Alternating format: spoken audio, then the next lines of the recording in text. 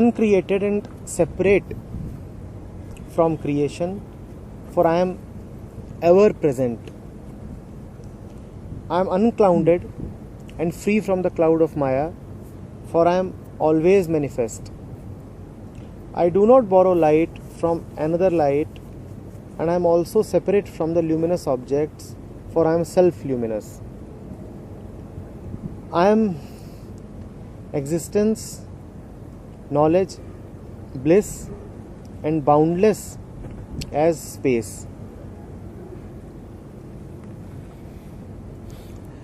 Space, गगन की उपमा दी गई है अंत में। गगनोपमो हम, अपने आप को आकाशवत माना गया है, जाना गया है साफ साफ। आकाश माने क्या? ये बह रही है अभी इस वक्त जोर से हवा, क्या इससे आकाश पे कोई अंतर पड़ रहा है? पड़ रहा है क्या? अब रात ढल रही है, थोड़ी देर पहले यहाँ पे रोशनी थी, उससे आकाश पे कोई अंतर पड़ा? उसका कुछ नहीं बिगड़ रहा ना। ठीक ठीक देखें तो आकाश में कभी कुछ घटता ही नहीं। वही जो हवेली की बात थी, जहां कुछ हो ही नहीं रहा, नथिंग इज एवर हैपनिंग। मैं वो हूं जहां कुछ हो नहीं रहा कभी, पर जिसके होने से सब कुछ हो रहा है। न हो आकाश तो न होंगे दिन, न होगी, और न हो आकाश तो न ये हवा बह सकती है, न इस हवा का बहना रुक सकता है। मैं वो हूं जिसके होने से सब कुछ है, और जो सदा ही अभिव्यक्त है। कह रहे होगे आप इसे हवा, ये वास्तव में आकाश की अभिव्यक्ति है। इसीलिए कह रहे हैं कि मैं सदा अभिव्यक्त हूं। कुछ ऐसा भी नहीं है जो छुपा है, और कुछ ऐसा भी नहीं है जो प्रकट है। प्रकट ही प्रकट है। आंखें होनी चाहिए देखने के लिए। प्रकट ही प्रकट है, आंखें होनी चाहिए देखने वाली। और बह रही है खुशबूदार हवा, तो वो भी किसकी अभिव्यक्ति है? आकाश की। और बह रही है बिल्कुल सड़ी हुई दुर्गंधपूर्ण हवा, तो वो भी किसकी अभिव्यक्ति है? आकाश की। और आ रहे हैं खूब सुख, तो किसकी अभिव्यक्ति है? उसी की। और आ रहे हैं गहरे दुख, तो किसकी अभिव्यक्ति है? इसी बात को कई बार कहने की कोशिश की है मैंने, दैट जॉय एंड सॉरो को exist. Joy is not the opposite of sorrow, it is just that they have their different places. कोई ये ना समझे कि आनंद में दुख विलीन हो जाता है, कि आनंद का अर्थ किसी तरह की खुशी है। आनंद और खुशी में कोई संबंध नहीं है, इस बात को ध्यान से देखिएगा। खुशी का अगर संबंध है तो दुख से है, प्रसन्नता का अगर संबंध है तो अप्रसन्नता से है। प्रसन्नता का आनंद से बिल्कुल बिल्कुल बिल्कुल कोई संभव नहीं है। ये तो छोड़ ही दो कि एक दूसरे के पर्याय हैं, ये असंबंधित हैं। आनंद दुख के पीछे भी है, आनंद सुख के पीछे भी है।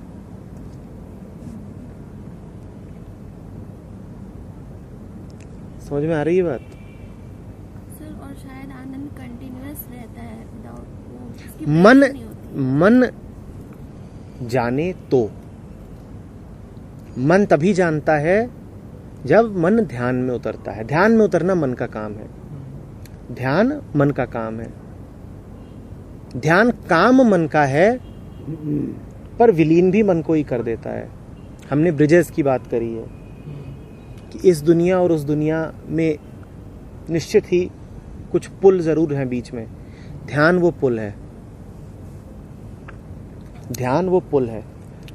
इसमें ध्यान का मतलब ये है कि जैसे अभी इन दो बिल्डिंग्स में लड़ाई हो जाए, उनके लोगों में और यहाँ के लोगों में लड़ाई हो जाए, ठीक है, यहाँ के लोग उसे घुसा मार के बड़ा लड़ाई हो रही है। एक एस्ट्रोनॉट है, बहुत ऊपर हो गया वैसे, सिर्फ एग्जाम्पल के लिए, एक एस्ट्रोनॉट है जो यही सब ऊपर से देख रहा है, सारी कंट्रीज के बीच में लड़ाई, सारे लोगों के बीच में लड़ाई। उसे कुछ नहीं है, वो वहां से देख रहा है बैठा हुआ। Neither he is happy nor he is sad. But अब ये हुआ ध्यान। ऐसे करके।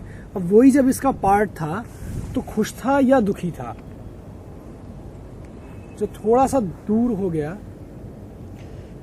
सुख दुख अभी भी रहेगा, अभी भी सुखी भी होना है और दुखी भी होना है। ध्यान का अर्थ ये बिल्कुल भी नहीं है कि दुख से मुक्ति। जो लोग ये सब इसलिए पढ़ रहे हो कि ये सब पढ़ के दुख से मुक्ति मिल जाएगी, उनको सिर्फ निराशा मिलेगी और कुछ नहीं मिलेगा। सुख भी रहेगा, दुख भी रहेगा। हाँ, तुम अपने स्वभाव को उपलब्ध रहोगे।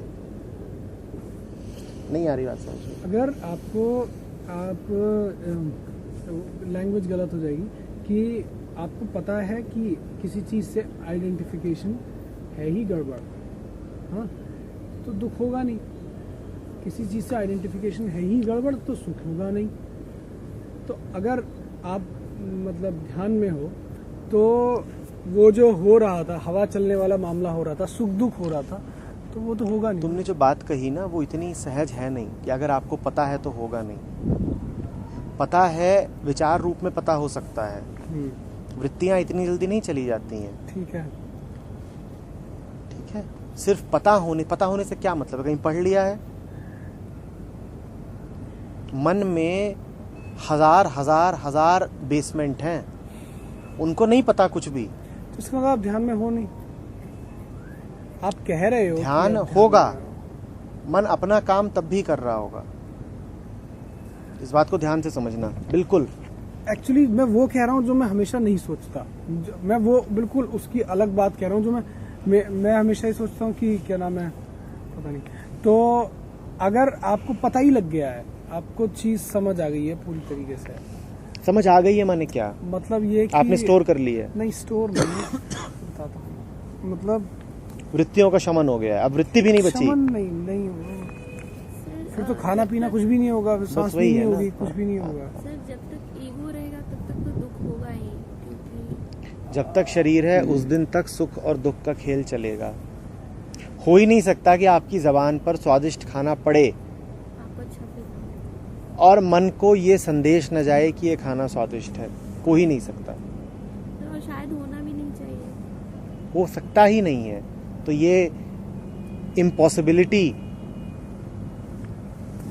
डिस्कस करने से भी कोई लाभ नहीं है कि होना चाहिए कि नहीं होना चाहिए। ये संभव ही नहीं है कि हाथ आग में जाए और मन को ये संदेश ना जाए कि दुख है। सेकंड कैटेगरी वाला वो हो जाए, ये संभव नहीं है। जो वृत्ति वाली बात है, क्या ये वही है जो चक्राता में उस दिन रात को कर रहे थे? जब तक आप हैं, जब तक मन है, मन के हजार तहखाने हैं। हाँ, जितना ध्यान गहरा होता जाएगा, जितना आप समय उसमें व्यतीत करते जाएंगे, उन तहखानों की उतनी सफाई होती जाएगी, होती जाएगी, होती जाएगी, होती जाएगी। एक दिन ऐसा आ सकता है जब वृत्तियां एकदम ही साफ हो जाएं, आ सकता है। सफाई से क्या होगा? दुख और सुख नहीं होगा। सफाई से दुख और सुख की इंटेंसिटी कम होती जाएगी। मैं वही कह रहा हूँ कि इसका मतलब हम पहले भी कह रहे हैं कि ध्यान था जब पूरा सुख दुख था, हम बाद में भी कह रहे हैं जब इंटेंसिटी कम हुई तब भी कह रहे हैं कि ध्यान है। हाँ। तो कहीं कुछ है जिसकी इंटेंसिटी बढ़ी, जिसकी वजह से वृत्तियों की इंटेंसिटी कम हुई। ध्यान से ही हुआ है। तो वो ध्यान का भी एक वो हुआ, got distracted in it, got distracted in it, got distracted in it. वहां पर in it got distracted, in it got distracted. जितना ज्यादा व्यक्ति ध्यान में उतरेगा, जितना कचरा पुराना जमा है उतना साफ होता जाएगा। ध्यान के क्षण में तो अंतर ही नहीं पड़ता कि तुम्हारे पास कितना कचरा जमा हुआ है। ध्यान के क्षण में तो अंतर ही नहीं पड़ता कि तुम में कितना कचरा जमा हुआ है। ऐसे समझ लो, तुम खेल रहे हो, दो लोग खेल रहे हैं, एक ने खूब कचरा जमा कर रखा है शरीर में, खूब बोझ है, और दूसरा बिल्कुल सुपर फिट है। खेलने के क्षण में ये हो सकता है कि दोनों बिल्कुल ध्यान में उतर जाएं, दोनों बिल्कुल ध्यान में उतर जाएं, हो सकता है। और दोनों पूरी जान लगा के खेल रहे हैं, और जो मोटा थुलथुल आदमी है वो भी खूब दौड़ लगा रहा है। खेलने के बाद क्या होगा? जो दूसरा व्यक्ति है अगले दिन आकर के फिर से उसके लिए ध्यान में उतरना सहज होगा। ये जो मोटा व्यक्ति है उतर ही नहीं पाएगा ध्यान में। इसके पास संचित कर्म इतने हैं, इसके पास पुराना बैगेज इतना है कि अब वो बैगेज अपना रिकॉइल, अपना जोर मारेगा। तुम पहले दिन जॉगिंग पे जोर से जा सकते हो, ये बात तुमसे चक्राता में बोल रहा था। Beware the recoil, don't push it too much. तुम्हारे पास लोड जितना है शरीर में, अगले दिन उतनी ही कम संभावना हो जाएगी तुम्हारे जाने की। मगर जो पहले दिन का वो है उसकी वजह से कुछ कम भी तो उसकी होगा। वजह से कुछ कम भी होगा, और क्रमशः ये प्रक्रिया चलते चलते एक दिन आ जाएगा जब ये वजन कम भी हो जाएगा। और समझ रहे हो ना, लेकिन जितना है वो तो दुख देगा ही। जो पुराना इकट्ठा करा है वो तो दुख देगा ही देगा। You can not unwish your past, you can not just undo what you did there. आप पहाड़ पे चढ़ गए और उतर भी आए, अब अगले एक दिन तक तो ऐसे नहीं हो सकता कि दोबारा वही काम कर जाओ। तुम अभी ध्यान में उतरे ना, तुमने कल कत्ल किया था, आज तुम ध्यान में उतर गए। जो कल करा था क्या वो साफ हो गया? नहीं। वो रहेगा ना, अभी वो रहेगा कि नहीं रहेगा? कल तुमने खूब गंदा खाना खाया और आज तुम उतर गए ध्यान में। जो कल खाया था, और हम सब बहुत बहुत बोझ लेकर के चल रहे हैं अपने चित्त पर, वो इतनी जल्दी नहीं साफ होगा। हाँ, इतना जरूर है कि तुम जितना ज्यादा ध्यान में उतर रहे हो उतना ज्यादा वो बोझ कम होता जा रहा है, क्रमशः कम होता जा रहा है, होता जा रहा है। ध्यान में उतरने का मतलब क्या है? वो मन की एक प्रक्रिया है। शांत होना, to avoid disturbances, to be, because if you are still a part of disturbances. ध्यान का जो जितना मन अर्थ जानता है वो सिर्फ ऑब्जर्वेशन है, not avoiding, not doing anything. All of that what you are talking of is another action. तो जब आपने बहुत ज्यादा बोझा ले रखा है और आप एक्शन के साथ साथ ध्यान की कोशिश कर, ध्यान मन जो ध्यान करेगा वो एक्शन के हमेशा पैरेलल ही होगा, क्योंकि मन एक्शन के अलावा और कुछ कभी करता नहीं है। मन जो ऑब्जर्वेशन भी करता है ना, मजे की बात यह है कि एक तरीके का वो भी एक एक्शन ही होता है। समाधि में वो ऑब्जर्वेशन भी नहीं होता, जो प्योर विटनेसिंग है उसमें वो ऑब्जर्वेशन भी नहीं होता। तो हम जिसको आम तौर पे अटेंशन बोलते हैं, इस बात को ध्यान से समझ लेना, हम जिसको आम तौर पे अटेंशन बोलते हैं वो मन का एक एक्शन ही है। उस एक्शन का क्या नाम है? ऑब्जर्वेशन। हम कहते हैं ना कि दो ही चीजें हैं जिन्हें जाना जा सकता है, क्या? Your thoughts and your actions. ये जो ऑब्जर्वेशन है अपने थॉट और अपने एक्शन का, ये भी एक मानसिक क्रिया ही है। इसमें अभी कोई साक्षीत तो नहीं। हाँ, ये घटना जिस स्रोत से निकली है उसका नाम जरूर साक्षीत तो है, पर ये अभी कोई साक्षीत तो है नहीं। एक साधारण आदमी जिस ऑब्जर्वेशन को करता है वो पूरे तरीके से एक मानसिक घटना है, और ये बड़ी गनीमत है कि वो मानसिक घटना है। आपके बस में है, वो मन के बस में है, वो कर सकता है। उसको बताया गया कि बेटा ध्यान लगा, तो लगा सकता है। उससे कहा गया कि बेटा देख तू क्या कर रहा है, तो देख सकता है। तुम सोचो ना, अगर मानसिक घटना ना होती तुम कैसे देख पाते? क्योंकि तुम जो भी कुछ देखते हो वो अतीत से ही आ रहा है। तुम कहते हो कि तभी मैंने देखा कि मैं क्या कर रहा हूं। तुम कह तो रहे हो कि मैं क्या कर रहा हूं, पर वास्तव में तुम कह रहे हो कि मैं क्या कर रहा था, क्योंकि प्रेजेंट में तो कब तक आपको देखते नहीं।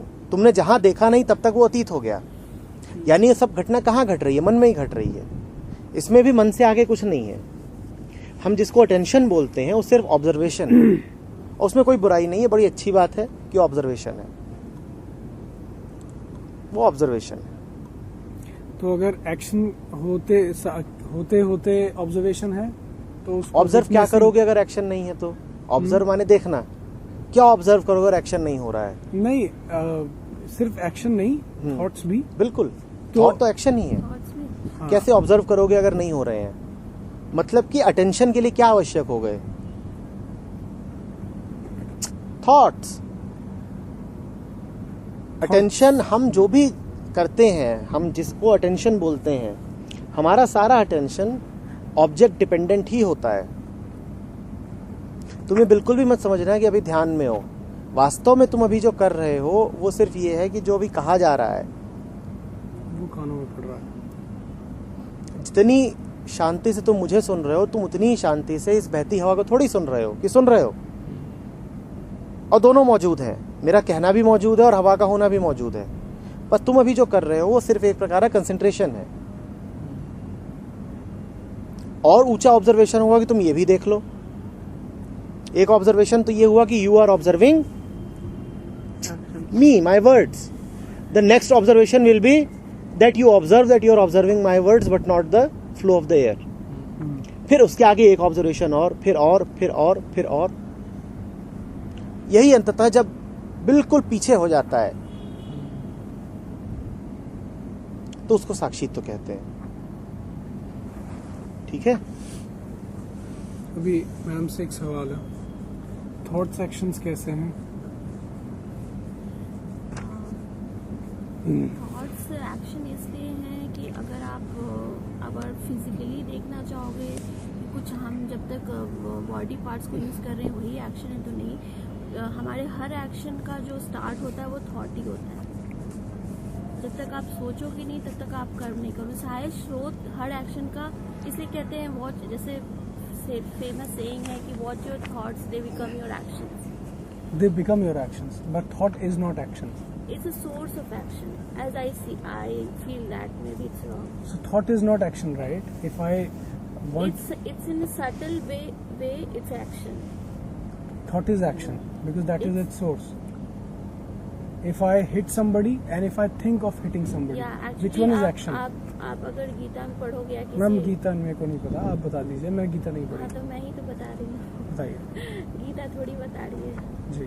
अगर आप कोई बुक में गीता में पढ़ोगे तो उसमें, अब I am not a very, बहुत नॉलेजेबल नहीं हूँ यार कुछ, लेकिन मैं जो समझ सकती हूँ वही बोल रही हूँ। उसमें यहाँ लिखा हुआ है, शायद लिखा हुआ रहता था कि आप अगर गलत सोचते भी हो तो ये पाप है। क्यों गलत सोचने को भी पाप बोला गया है? कहीं ना कहीं वो भी एक एक्शन है और वो भी इफेक्ट डालता है सिचुएशन पे, एनवायरनमेंट पे। आप जो सोचते हो वो पूरे एनवायरनमेंट पे इफेक्ट डालता है और कहीं ना कहीं आपके लिए वैसे सिचुएशंस बनाता जाता है। मैम मेरे दिमाग में इस वक्त ये चल रहा है कि मैं यहाँ पे एक न्यूक्लियर बॉम्ब गिरा दूँ और यहाँ पे कोई फर्क नहीं आया। देखिए वो हर जो आप थॉट करते हो उसकी भी एक फ्रीक्वेंसी होती है, ठीक है?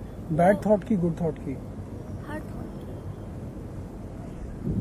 और वो ट्रैवल कर सकते हैं, उनका अपना कॉज एंड इफेक्ट होता है। वो इतना सटल होता है कि वी डोंट फील इट। इसलिए आपको, आप फॉर एग्जांपल आप किसी से you don't like a person, the other person will feel that you don't like him और उसका रिएक्शन कभी न कभी आपके पास आ जाएगा।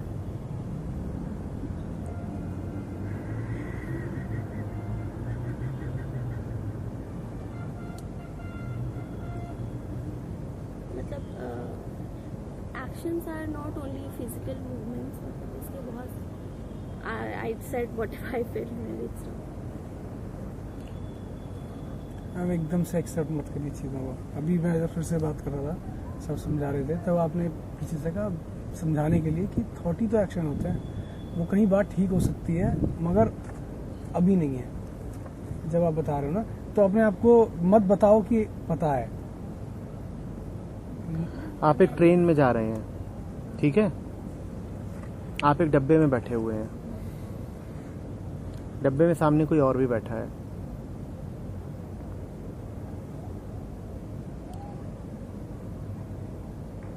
आप उसको देख रहे हैं ध्यान से। आपको ऐसा लग रहा है क्या कि वो कोई एक्शन कर रहा है? शांत बैठा है, सो रहा है मान लीजिए। आपको ऐसा लग रहा है वो कोई एक्शन कर रहा है? चलिए व्यक्ति है, आप कह सकते हैं कि सांस वांस ले रहा होगा तो एक्शन है। एक गेंद पड़ी हुई है, आप एक रेल के डब्बे में बैठे हैं, आपके सामने एक गेंद पड़ी है, बस सामने रखी हुई है। आपको लग रहा है कोई एक्शन हो रहा है? मुझे अनुभव नहीं हो रहा। नहीं हो रहा ना।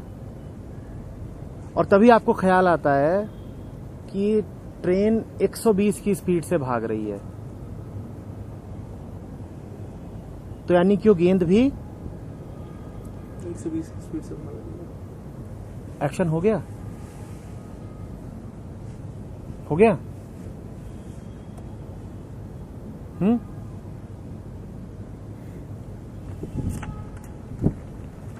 समझ में आ रही है बात कि नहीं आ रही है? जिसको आप एक्शन बोलते हो वो मन के बाहर घटने वाली कोई घटना नहीं है। कोई घटना नहीं है ऐसी जो कहीं और घट रही हो, वो भी यहीं पर घट रही है, मन में ही।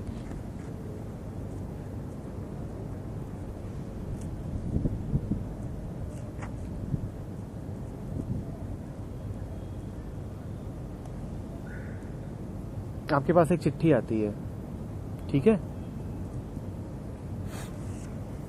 चिट्ठी में जो लिखा हुआ है हमेशा से लिखा हुआ है, ठीक है ना? आपने उसको पढ़ भी लिया, कुछ हुआ नहीं, no action happens, nothing happened.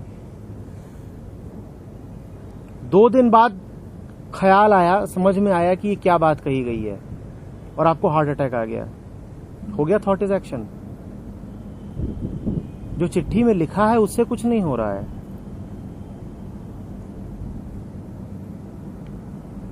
जब मन कहे कि हुआ तो समझ लीजिए हो गया, और मन ना कहे कि हुआ तो समझ लीजिए कुछ नहीं हुआ। और मन की दुनिया में सब रिलेटिव है। ट्रेन के अंदर बैठे आदमी के लिए कोई एक्शन नहीं हो रहा, ट्रेन के बाहर बैठे आदमी के लिए बहुत एक्शन हो रहा है। और एक आदमी जो पृथ्वी से भी बाहर खड़ा हो, उसके लिए ये जो ट्रेन है इसकी स्पीड 120 किलोमीटर की भी नहीं है, उसके लिए इसकी स्पीड हजारों मील पर सेकंड है।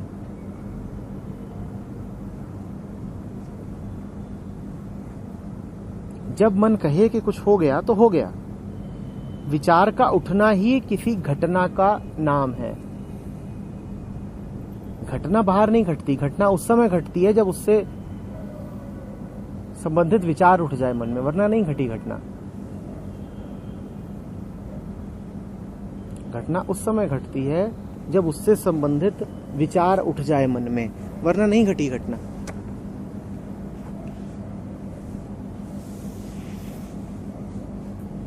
समझ रहे हैं? क्योंकि जिसको आप घटना बोलते हैं वही एक रिलेटिव टर्म है। कुछ भी घट रहा है तो इसलिए घट रहा है क्योंकि आप हैं, आपके कॉन्टेक्स्ट में घट रहा है, आपके कॉन्टेक्स्ट में घट रहा है। और आप हैं माने मन है, मन के कॉन्टेक्स्ट में घट रहा है जो भी कुछ घट रहा है। बात समझ में आ रही है ना? और मन में क्या घटता है? सिर्फ विचार ही होते हैं वहां पर। तो ये जो बाहर जितना ये फैलाव है, ये विचार का ही फैलाव है। मन का बाहर जितना फैलाव है ये विचार का फैलाव है। इसीलिए जितने आप एक्शन भी दिखेंगे बाहर होते हुए वो विचार ही हैं। हमको ये कहते हुए कोई बहुत दिक्कत नहीं होती है कि this wall is a thought. हमें ये कहते हुए कोई विशेष दिक्कत नहीं होती है। जो लोग बहुत दिनों से आ रहे हैं वो बड़े आसानी से ही कह देंगे that this wall is a thought. पर यही दीवार अभी आपके ऊपर गिर पड़े और आपको दर्द होने लग जाए, तब नहीं कह पाते हो कि the wall is a thought, so the collapse is also a thought and so this pain is also a thought. There is nothing real in it. If the wall, और जो उसका कोलैप्स है वो एक्शन है कि नहीं है? Wall static है पर वॉल का कोलैप्स तो एक्शन है, भरभरा के गिर रही है, एक्शन हो रहा है। वॉल इज अ थॉट, इतना तो बोल पाते हो। If objects are thoughts then moving objects are, and moving object is what you call as action। ये जितना है ये विस्तार, ये विचार का ही विस्तार है। हो सकता है वो विचार आपका कॉन्शियस चेतन विचार ना हो, पर है ये वही। ये सब थॉट का ही विस्तार है, इसमें कुछ रियल नहीं है। इसीलिए अष्टावक्र की इतना बार बार कहती है कि ये सब मैं हूं और कुछ नहीं है, मैं हूं, ये मेरा ही विस्तार है। ये हाँ, मुझे पता ना हो अलग बात है। ये मैं दीवाल कैसे हूं ये संभव है कि चेतन मन को ना पता हो, ये हो सकता है, पर हूं मैं। पता ना हो सकता है। अपनी ही छाया को देख के भी मैं डर सकता हूं, और कई बार होता है, कई बार होता है। देखो उधर पीछे, अब मैं ऐसे ऐसे कर रहा हूं और मेरा ध्यान न जाए कि आ रही है रोशनी और मेरी ही छाया है, तो मुझे लग सकता है कि पीछे कोई आ रहा है। तो मुझे पता ना हो अलग बात है, पर वो छाया मेरी ही है। पता होना एक बिल्कुल दूसरी घटना है और होना बिल्कुल दूसरी घटना है। मन को पता लगना एक बात है और होना बिल्कुल दूसरी बात है। आप समझ रहे हैं?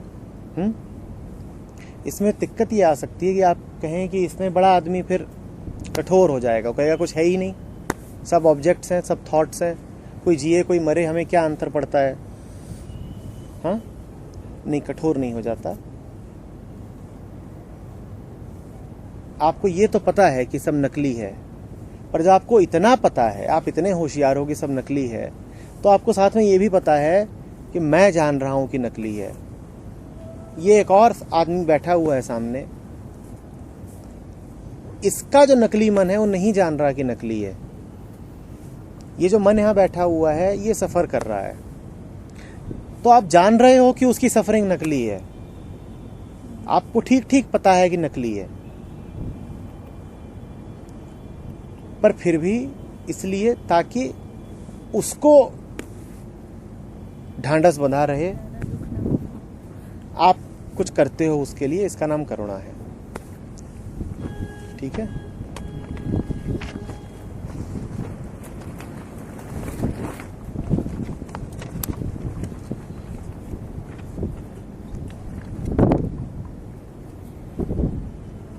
Truly, how can I say that Brahm has desire or that it is desireless? How can I say whether it is attached or unattached? How can I say that it is unreal or that it is devoid of substance? It is existence, knowledge, bliss and boundless as space. कुछ कहना मत, जो कहोगे वही गलत हो जाएगा। कुछ कहना मत, जो भी कहोगे वही गलत हो जाएगा। आकाश भी कहा सिर्फ इसलिए जा रहा है क्योंकि आकाश कुछ नहीं है, बहुत कुछ होते हुए भी कुछ नहीं है। आकाश इन दोनों अंतर्विरोधों को अपने आप में समेटे हुए है, इसीलिए आकाश को एक बड़ी प्यारी उपाधि की तरह इस्तेमाल कर लिया जाता है। कुछ ना होते हुए भी जो बहुत कुछ है उसका नाम आकाश है, वही मैं हूं। आकाश को दोनों रूपों से देख सकते हो, यहां कुछ है ना कुछ नहीं है, पर वो ना हो तो तुम नहीं हो सकते। समझ रहे हो बात को? और यही गुण, यही रूप होने का यही तरीका जब व्यक्ति में भी आ जाता है तो व्यक्ति भी आकाशवत हो जाता है। जब दोनों विपरीतताएं, दोनों ध्रुव उसमें आकर के मिलने लग जाते हैं, तब समझना कि तुम्हारी जिंदगी में कुछ खास हो रहा है। जब तुम एक साथ पुरुष और स्त्री हो जाते हो, जब तुम एक साथ बच्चे और प्रौढ़ हो जाते हो, जब तुम में सारे विपरीत आके मिलने लग जाएं, द्वैत के दोनों सिरे तुम में एक साथ प्रस्तुत हो जाएं, तब जानना कि कुछ हो रहा है तुम्हारे साथ। आइडेंटिफिकेशन का मतलब ही यही होता है कि मैंने द्वैत का एक सिरा पकड़ के अपने आप को उससे बिल्कुल बांध दिया है। जब तुम बाप होते हुए भी बच्चे जैसा अनुभव करो और अपने बचपने में जब बड़ी प्रौढ़ता को पाओ, तब जानना कि जीवन में कुछ हो रहा है। जब अपनी कठोरता में भी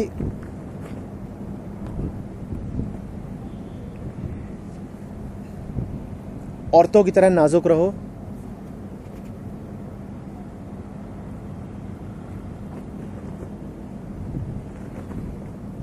तब जानना कि कुछ बात बनी है।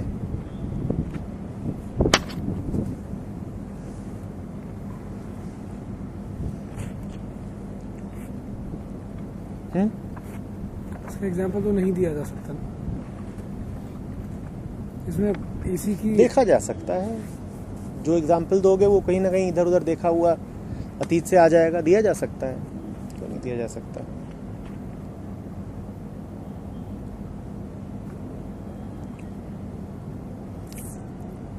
सिखों के गुरु हैं एक हाथ में उनके ग्रंथ साहिब है और दूसरे हाथ में कृपाण है। जब ये दो ध्रुव आकर के मिलें तो समझना कोई बात हुई। इतिहास में बहुत पीछे जाओगे तो मिलेगा भी नहीं, क्योंकि इतिहास का काम होता है सप्रेस करना कुछ और कुछ उभार देना। अब एक बार तुमने ये तय ही कर लिया कि बुद्ध को अहिंसा की मूर्ति बनाना है, तो तुम बुद्ध का दूसरा पक्ष कभी सामने आने नहीं दोगे। व्यक्तिगत तौर पे मैं ये समझता हूँ कि बुद्ध वैसे बिल्कुल नहीं रहेंगे जैसा उनको प्रस्तुत किया जाता है। हम धम्मपद पढ़ रहे थे, उसमें बुद्ध के कई बार जो वचन थे वो बड़े कड़े थे, स्ट्रेट फॉरवर्ड, बहुत कड़े वचन थे। ये होगा वो होगा, और बुद्ध वैसा आदमी बिल्कुल नहीं होगा जैसा कि उसकी छवि बना दी गई है, कि जो हमेशा अद्भुती आंखों के साथ घूम रहा है और जो हमेशा आशीर्वाद ही दे रहा है और जिसका कभी क्रोध से कोई अर्थ ही नहीं है। बुद्ध धम्मपद में एक जगह तो कहते हैं कुछ औरतों को कि तुम उतनी ही बुरी गत में हो जैसे मादा सुअर होती हैं। अगर बुद्ध को मुल्ला नसरुद्दीन की तरह खड़ा कर दिया जाए तो वो बिल्कुल भी एक्सेप्टेबल नहीं होंगे। जोक मारते हुए हाँ, अपनी मजाक उड़ाते और मैं नहीं समझता कि बुद्ध वैसे हैं जैसा है कि हर समय मंद मंद कदमों से चल रहे हैं। ये है वो, सारे द्वैत आकर के मिलते हैं उनमें।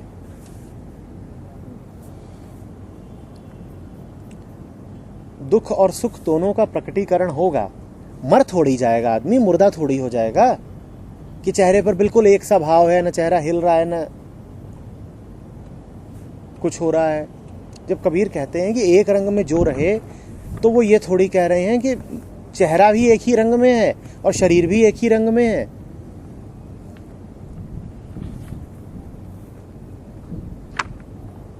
एक रंग में तो वही रहेगा जो एक रंग में रह सकता है। कौन? वह, दैट, तत्। इसका एक साइन है कि अगर आपसे कोई कहे, आपके बारे में पूछे और आप बहुत आसानी से अपने बारे में बता पा रहे हैं, या कोई आपके बारे में बहुत आसानी से बता पा रहा है कि ये इंसान तो ऐसा है, हाँ, तो इसका मतलब कि वो बड़ा फंसा हुआ आदमी है, एक तरफ ही झुका हुआ है, बिल्कुल, तो बिल्कुल, बहुत ही शांत रहते हैं। बिल्कुल। और अगर एक और उदाहरण देता हूं, तुम्हारे सारे दोस्त यार एक ही तरह के हैं। हाँ, अगर तुम ये पाओ कि तुम्हारी बड़े विपरीत लोगों से भी पट जाती है, एक तरफ तो ऐसे लोगों से जो बड़े सीरियस हैं और एक तरफ ऐसे लोगों से जो बिल्कुल ही हैं, तो पाना कि तुम्हारा, अगर तुम ये पाओ कि तुम कैटेगराइज किए जा सकते हो, तो तुम गड़बड़ आदमी हो। कि ये कैसे हैं? ये पढ़ाकू किस्म के हैं, दिन रात रीडिंग करते रहते हैं। अच्छा, तो अब इनकी कैटेगरी बन गई एक, अब बड़ी दिक्कत है। ये क्या है? नहीं, ये लेखक हैं, सिर्फ लिखते हैं। अब मतलब खेलते वेलते थोड़े ही होंगे।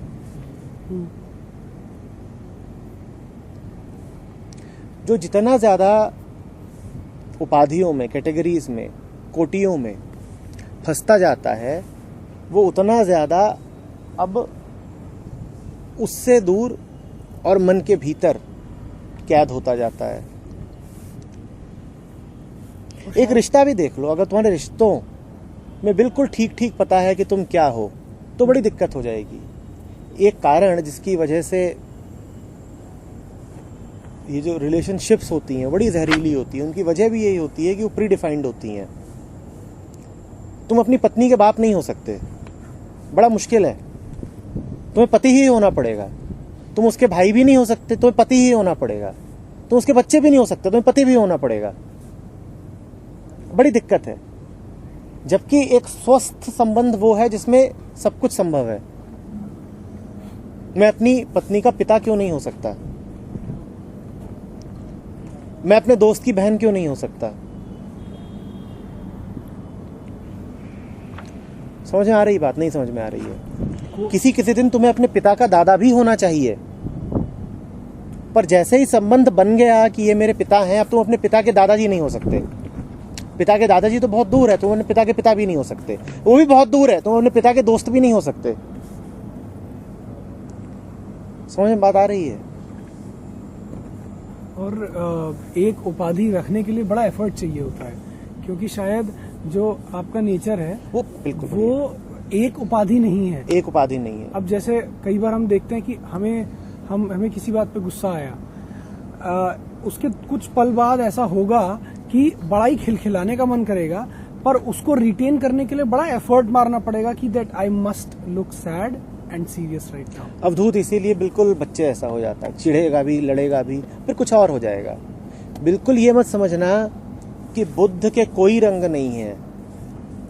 जितना मैंने समझा है, मैं तो कहता हूं कि बुद्ध के इतने रंग होंगे कि तुम हैरान रह जाओगे। हाँ ठीक है, बुद्ध का एक रंग वो भी है जो तुम्हें दिखाई देता है। कौन सा रंग है वो? वो जो जंगल में है, शांत है, गेरुआ धारण कर रखा है, उस रंग में भी होंगे बुद्ध, और उसके अलावा 1000 और रंगों में भी होंगे। इतिहास ने वो रंग हमसे छुपा दिए क्योंकि इतिहास को समझ में ही नहीं आया कि एक बुद्ध उन बाकी रंगों में कैसे हो सकता है, एक बुद्ध उन बाकी रंगों में कैसे पाया जाएगा। तो जो मन ने एक काम करा हर कंट्री में, हर समुदाय में, वो बाय चांस ठीक निकला। हर किसी ने अपना टाइप का बुद्ध बना दिया, अपने टाइप का बना दिया। एक लाफिंग बना दिया, एक वैसा बना दिया, एक छोटा लंबा। बुद्ध का सत्व तो वैसा होगा जैसी बुद्ध की प्रतिमा है, पर बुद्ध वैसे दिखेंगे नहीं जैसी बुद्ध की प्रतिमा है। हाँ, बुद्ध के भीतर एक शरीर और हो, बिल्कुल सूक्ष्म, बिल्कुल सूक्ष्म, तो वो सदा वैसा ही रहेगा, एक रंग में। कह लो एक साक्षी शरीर, ऐसा कुछ होता नहीं, पर कह लो एक साक्षी शरीर, वो वैसा ही रहेगा जैसी बुद्ध की प्रतिमा है। पर बुद्ध वैसे कभी नहीं रहेंगे जैसी उनकी प्रतिमा है। I am colourful still the colour. मुझे काफी शक है कि बुद्ध छुआ-छुबी खेलते होंगे और पकड़ा-पकड़ाई, टिपी टॉप बैठ के खेल रहे हैं आनंद के साथ, और ना के नदी में कूद गए और छुपे हुए कह रहे हैं ढूंढो कहाँ हूं, और भी ढूंढ नहीं पा रहा तो पीछे से उसको पानी फेंक के मारा। अब बुद्ध के बाद वालों के लिए बड़ा मुश्किल है बुद्ध का ये रूप एक्सप्लेन कर पाना कि ये आदमी ये क्या कर रहा है, एक्सेप्ट करना, ये क्या चल रहा है मामला, क्योंकि खुद बुद्ध नहीं है, उनको कुछ समझ में नहीं आ रहा कि ये क्या हो रहा है। एक्चुअली बीसीसीआई का फुल फॉर्म ये था, बुद्ध क्रिकेट काउंसिल। उनको समझ में ही नहीं आ रहा ये हो क्या रहा है। या कि किसी दिन पब्लिक आई, बुद्ध पेड़ के नीचे बैठते हैं, पब्लिक सारी जमा है और बुद्ध है ही नहीं कहीं से, थोड़ी देर में देखा वो बुद्ध पेड़ के ऊपर बैठे हुए हैं वहां बैठ के आम खा रहे हैं। पब्लिक से कह रहे भाग जाओ, आज मन नहीं है। ये अभी की भाषा में कहते हैं ना, ये बुद्ध को शोभा नहीं देता। शोभा नहीं देता। क्या आपको शोभा देता है वहां पेड़ पे चढ़ो, नीचे उतरो। इतने सारे लोगों को गुरु थे, इतने सारे लोग को साथ वो करते थे, इसका मतलब पक्की बात है स्ट्रिक्ट भी रहे होंगे। बिल्कुल नियम कायदा होगा, नहीं तो लोग होते हैं। अब जैसे अब वो दिखाया नहीं जाएगा कभी। बुद्ध को मारने की कोशिश बुद्ध का एक भाई था रिश्ते का, उसने इसीलिए की थी क्योंकि वो संघ का प्रमुख बनना चाहता था और बुद्ध ने उसको अलाउ नहीं किया, तो उसने बुद्ध को मारने की कोशिश की। जहां ये सब उपद्रव हो रहे हो तुम्हें वास्तव में लगता है कि बुद्ध ऐसी ही नहीं, बिल्कुल भी नहीं। ये सब बातें सर, जो चीज़ हमने सिर्फ रीड करके अपने माइंड में हमने जिसको समझा है, हम उस चीज़ के लिए इतने सर्टेन कैसे हो सकते हैं कि ऐसा हुआ होगा या वैसा हुआ होगा? बिल्कुल नहीं हो सकते हैं,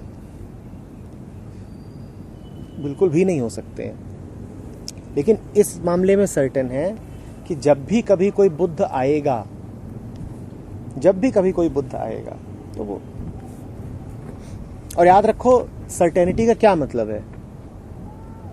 सर्टेनिटी का यही तो मतलब है कि तुमने उनको एक कंपार्टमेंट में बैठा दिया है, तो सर्टेन तो तुम हो ही, क्या तुम सर्टेन नहीं हो?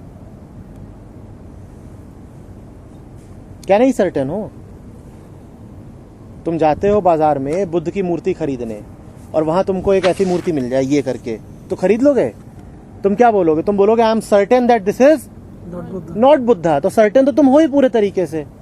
फिर तो एक बात बहुत बढ़िया है कि वो हमारी पर्सनालिटी इंडिविजुअलिटी में जो लाइन है, you can not even walk like Buddha, you can not even talk like Buddha, you walk like your image of Buddha, your image of Buddha, you are walking like yourself, not like Buddha. Imitation Buddha पे बेवकूफी बनी। तो तुम जब कहते हो कि मैं बुद्ध को इमिटेट कर रहा हूं, तो बुद्ध उस बात पे भी ही कर रहे होंगे। वो कह रहे हैं मुझको थोड़ी कर रहा है, अपने आप को कर रहा है। मुझको इमिटेट करेगा कैसे? मैं पूर्ण हूं। कृष्ण को पूर्ण अवतार बोलते हैं। कौन से वाले कृष्ण को करोगे तुम पूर्ण इमिटेट? कर लो। जो कपड़े चुरा रहा है, जो गीता का ज्ञान दे रहा है, जो चक्र लेके मारने दौड़ा है, जो अपना वृहद आकार दिखा रहा है, जो छोटा सा हो गया है, माँ यशोदा के साथ है, किस कृष्ण को करोगे इमिटेट? और सब विपरीत हैं एक दूसरे के, किस कृष्ण को करोगे? जो झूठ बोल रहा है उसको, और बहुत झूठ बोलते थे, गजब के झूठे थे, या जो परम सत्य बोल रहा है उसको, किस वाले को करोगे? कृष्ण को पूर्णावतार इसीलिए कहा गया है क्योंकि उनको कैटेगराइज नहीं किया जा सकता, बाकी सबको कर दिया गया कैटेगराइज। इसीलिए कहते हैं कि उनकी गीता से जो जैसा मन है जिसका वही मतलब निकल जाता है। वो तो सबसे निकलता है, ऐसा गीता ही भर से नहीं, सबसे निकलता है। गीता में और उन्होंने कांड कर दिए हैं कि 18 अलग अलग तरीके दे दिए हैं, तो जिसका जैसा मन होता है। और गीता थोड़ी इस मामले में और विलक्षण है।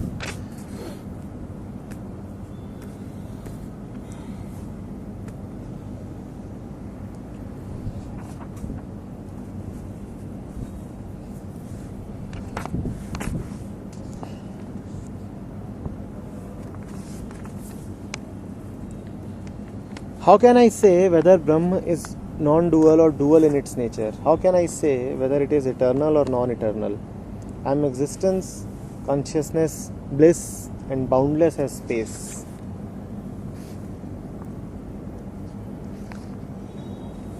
ये सब प्रहार किए जा रहे हैं कि तुम जिसको डुअलिटी और नॉन डुअलिटी बोलते हो। What is non duality? ध्यान से बताना। अद्वैत क्या है? जो द्वैत नहीं है। जो द्वैत नहीं है। तो वो अद्वैत रहा क्या? अद्वैत का अर्थ है जो द्वैत नहीं, जो द्वैत न होने पर निर्भर है, डिपेंडेंट है, वो अद्वैत कैसे रहा? तो यानी अद्वैत और द्वैत दोनों के ही पार कुछ होना होगा। न द्वैत न अद्वैत, न द्वैत न अद्वैत, या तो दोनों ही या दोनों के पार।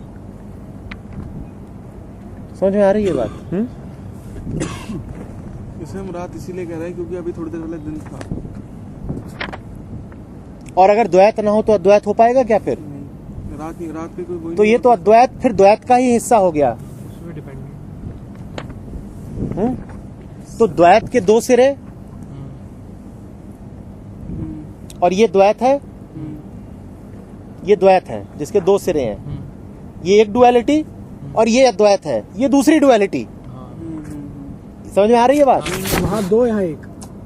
तो वो एक पूरा सिरा ये- कंपैरिजन ये दोनों क्या हैं आपस में? एक डुअल है। डुअल, और ये यूनिट और ये क्या है? ये dual डुअल है। है।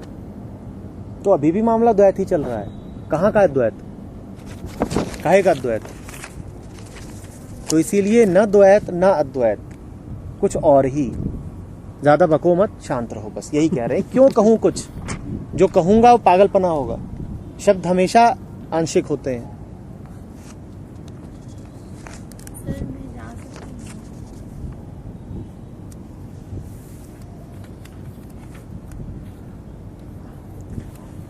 Neither gross nor subtle, neither does it appear nor disappear. It is without beginning, middle and end. There is no higher or lower in Brahma. Indeed, I am proclaiming the truth, the ultimate reality. I am existence, knowledge, bliss and boundless as space. सभी 6th को Hmm. Fix दे रहा।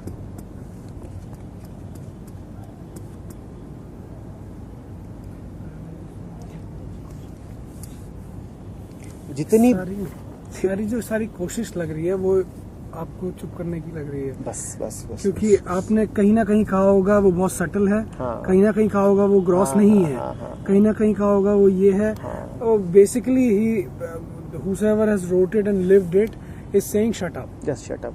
इसकी जगह सिर्फ ये भी कहा जा सकता था, जस्ट शट अप। हमें समझ नहीं आता। हाँ हाँ। तो इसीलिए इतना श्रम करके एक पूरी गीता लिखी गई है। एसेंशियली जो बस ये कह रही है, ये तो फिर भी छोटी है, प्रभु गीता इतनी मोटी है। और वो भी कुछ और नहीं कह रही है। बार बार जितने चीजों को नेति नेति कर सकती है कर रही है, जितनी चीजों को, न ऊपर न नीचे, न दाएं न बाएं, न पाप न पुण्य, और अंततः सिर्फ इतना ही चाहती है कि तुम चुप हो जाओ, और कुछ नहीं चाहती है। चुप हो जाओ। एक विधि है, एक ब्रिज बनाना चाहती है।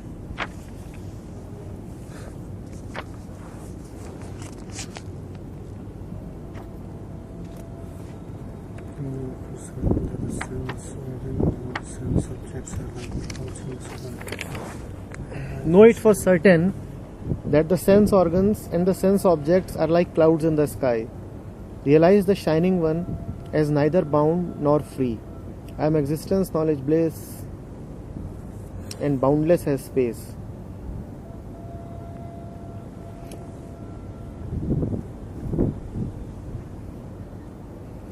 आकाश पे कोई अंतर नहीं पड़ेगा. तुम्हारी इंद्रियां मस्त हो रही हैं तो आकाश वैसा ही रहेगा, जो है वो वैसा ही रहेगा. तुम उसके भीतर उठते हो, गायब हो जाते हो, बहुत अच्छी बात.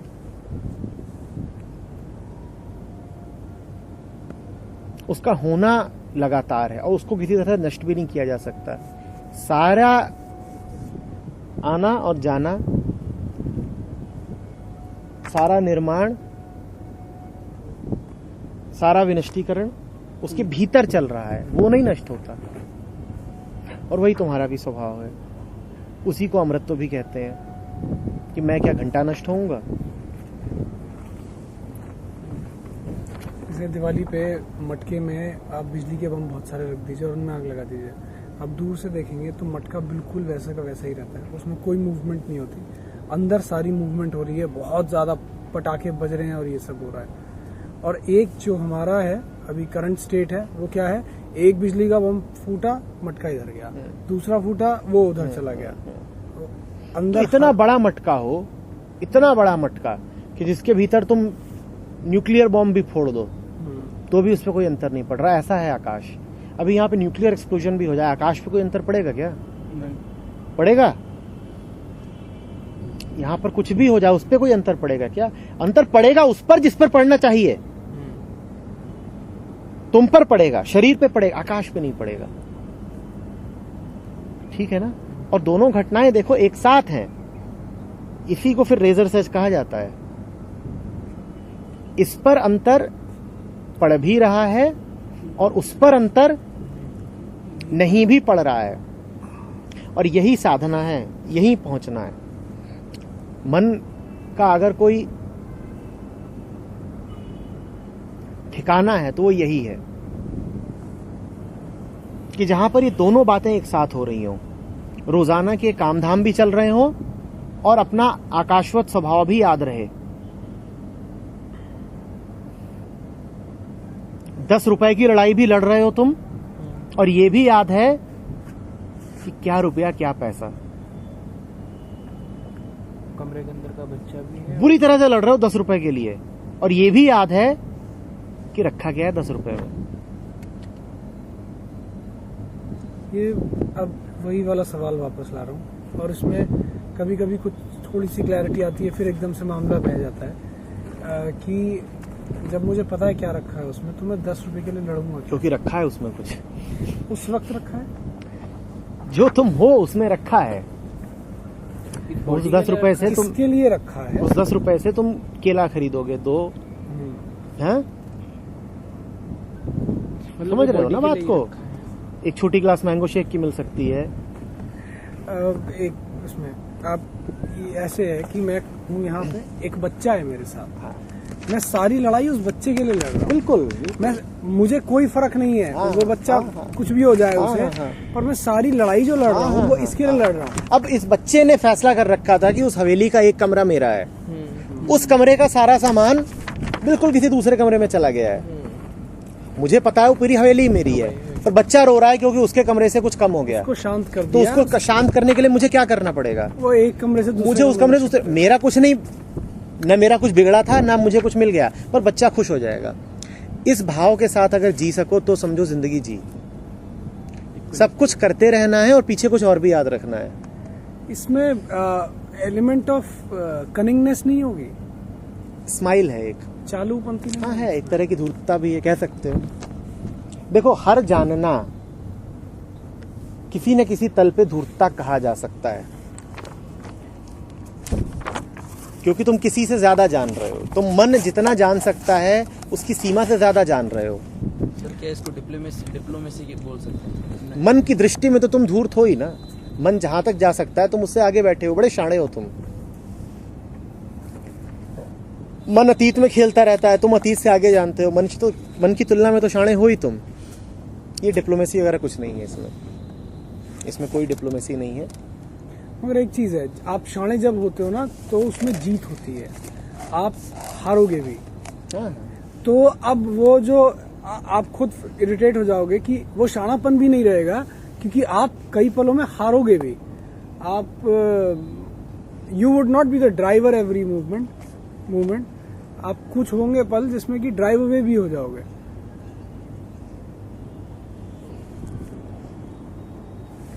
जब ड्राइवर होगे तब भी पता होगा कि कहीं ना कहीं कि नथिंग एक्सट्रीमली सीरियस, और जब ड्रिवन अवे हो रहे होगे तब भी एक कोना होगा जो जान रहा होगा नथिंग वेरी सीरियस।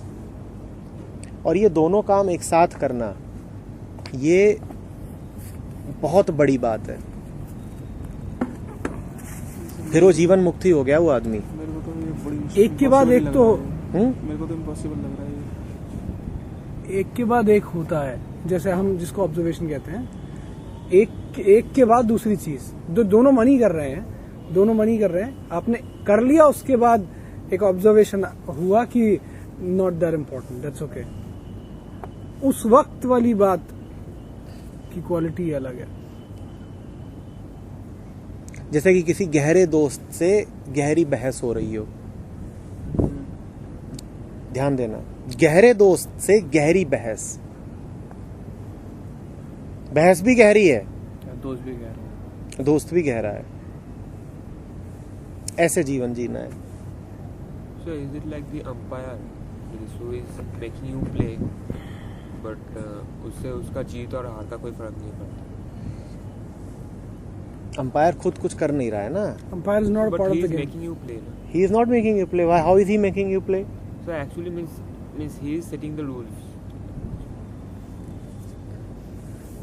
इस बात को समझो ना बिल्कुल ध्यान से। तुम्हारे लिए सारा करने का सारी संभावनाएं खुल जाती हैं, तुम किसी भी संभावना से कैद नहीं हो, सारी संभावनाओं से थोड़ा आगे हो। अब तुमको अपने आप को सीमित करने की जरूरत नहीं है कि मैं ऐसा ही हूं। इसी को फिर कहते हैं कि एक जिंदगी में कई जिंदगियां जी ली। यही जीवन की पूर्णता है कि ढर्रे पे नहीं चल गया, एक जिंदगी में कई जिंदगियां जी ली। कोई आदर्श नहीं है कि ऐसे ही जिंदगी बितानी है, कोई तयशुदा बात नहीं है कि अब ऐसे करना है, अब वैसे करना है, एक अच्छा ये बनना है, एक अच्छा वो बनना है। बहुत सारा बुरा भी बन के देखेंगे, वहां पर भी कुछ आड़े नहीं आ रहा है कि अरे रुक जा, तब तो बात है। तो हमारे जो पैशन और इंटरेस्ट्स होते हैं वो भी एक तरीके का बहुत ज्यादा वायलेंट एफर्ट है। बिल्कुल है, क्योंकि एक चीज पे टिकना तो है नहीं नेचर। तो आपको एक चीज पर ये करने के लिए ये पैशन है या इंटरेस्ट है, उसके लिए भी बहुत एफर्ट मारने पड़ेंगे। पल्लव,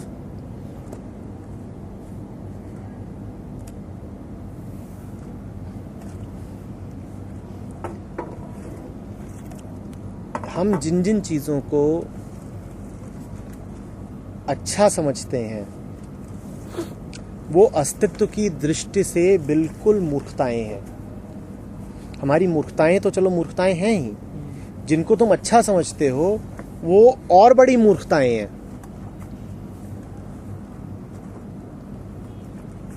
एक आदमी जो बिल्कुल फिकल है, जिसका बिल्कुल कोई हिसाब किताब पता नहीं, कभी कुछ भी कर सकता है, कैओटिक है एसेंशियली, उसको हम बुरा बोल ही देते हैं, पर उसको हम बहुत अच्छा बोल देते हैं जो इसका विपरीत है। वो कौन सा आदमी है? स्ट्रक्चर्ड है सब कुछ कायदे से। अस्तित्व की दृष्टि से वो कैओटिक आदमी कम बेवकूफ है, ये दूसरा आदमी कहीं ज्यादा बेवकूफ है। दूसरा चिपक गया एक चीज से। जो दूसरा आदमी है ये और ज्यादा बेवकूफ है। अस्तित्व की दृष्टि में तुम्हारे सारे गुण सिर्फ एक मजाक है। जिनको तुम अवगुण बोलते हो वो तो ठीक ही है। एक आदमी है जो चोरी करता है, चकारी करता है, ऐसा है वैसा है, वो तो चलो जैसा है सो है ही है। वो आदमी जो चोरी नहीं करता है, व्रत का पालन कर रहा है, ये है वो है, वो अस्तित्व के सामने और बड़ा भद्दा नमूना है। इस बात को बिल्कुल गहरे उतर जाने दो।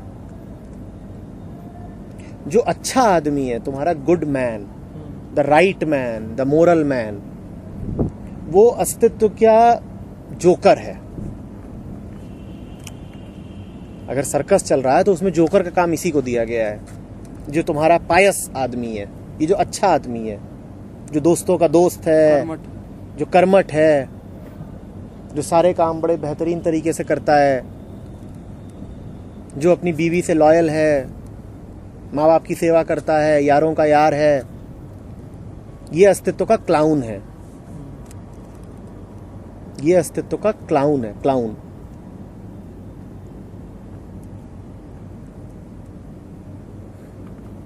जिसको पता भी नहीं है कि वो कितना बेवकूफ है। क्योटिक आदमी के लिए तो कुछ उम्मीद बचती है, इस आदमी के लिए उम्मीद बड़ी कम है। सुपर मैकेनिकल, न सिर्फ सुपर मैकेनिकल है, उस मैकेनिकल होने में मैकेनिकली ये बात भी शामिल हो गई है कि मैं ठीक हूं। उनके लिए एक रूल बुक है और रूल बुक के हिसाब से चल रहे हैं पूरी तरीके से। रूल बुक जैसे कि उनका आज व्रत रखना है, सांस ये तक कर लेना देना। एक कायदे के हिसाब से है। इसको कहें कि जो चोरी वाला आदमी है उसके कोई सेट रूल्स नहीं है। वो जो मन में आता है वो चीज कर देता है, जो मन में आ रहा है वो चीज कर देता है। He is far more closer to going beyond it. दूसरा, वो मन को भी फाइट कर रहा है, मन को भी फाइट कर रहा है। फेसबुक पर डाला था, चोर होना आदर्शवादी होने से कहीं ज्यादा मुश्किल काम है। इस बात को ध्यान से समझना। पूरा समाज लगा है इस कोशिश में कि तुम चोर ना बनो। आदर्शवादी पूरा समाज लगा है इस चक्कर में कि तू कहीं चोरी ना कर, और तुम चोरी कर डालते हो। ये कहीं ज्यादा हिम्मत का काम है। समझ रहे हो बात को? सोशली वो ज्यादा हिम्मत का काम है, पर when it comes to the mind आदर्शवादी होना शायद ज्यादा डिफिकल्ट है। कोई मुश्किल नहीं। आदर्शवादी होना क्यों मुश्किल है? तुम्हें बताया गया ये आदर्श है, तुम चल रहे हो उस पर, वो तो बहुत सहज है। मन का तो काम ही आदर्शों पर चलना। तुम अगर मन की एक डेफिनेशन लो तो मन की एक बड़ी अच्छी परिभाषा ये हो सकती है, मन का मतलब है आदर्श। आदर्श माने पैटर्न, पैटर्न माने कंडीशनिंग। मन का तो काम ही आदर्शों पर चलना। हम सब आदर्शवादी हैं, हम में से कोई यहाँ ऐसा नहीं है जो आदर्शवादी नहीं है। और जो आदर्श हैं ये अस्तित्व का मजाक है।